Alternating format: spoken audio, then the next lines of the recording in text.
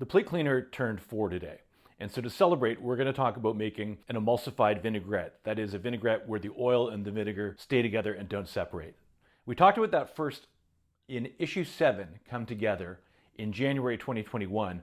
But in that time, we were using a stick blender and the canister that came with the stick blender, and how you can just put them together and pull the stick blender up and it will all emulsify and stay that way for a long time. And that's great if you're making a large amount of dressing, but if you're making a small amount, it's only going to come up to about here and the blades aren't going to reach it. So you've got to find another container that's narrower. My first thought was, oh, well, I can just use a water glass, but you can see the blender doesn't get all the way down. I saw the idea that a few people have had online of using a milk frother, and that's really great because it gets down all the way to the bottom. But I find the flared sides of the glass can be a little bit splashy. And then I remembered that I have this great Anchor Hocking 5-ounce measuring cup, which is just like a supersized shot glass. And it's got that narrow bottom, and it's got the tall sides that are straight so it doesn't splash as much.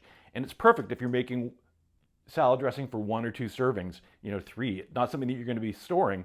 This works really well. So you can add your vinegar, get a pinch of salt, maybe some mustard. The mustard will help with the emulsification because it gives the vinegar and the oil something to bind to. And then start the frother and then slowly add in the oil. Raise and lower, drop by drop. And in no time,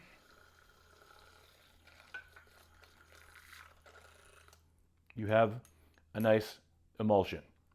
It's not as strong in that it won't last like this. If you put it in a jar and keep it in the fridge, it's going to separate eventually. But if you're making 1 or 2 servings, that's probably, you're just eating it at the time.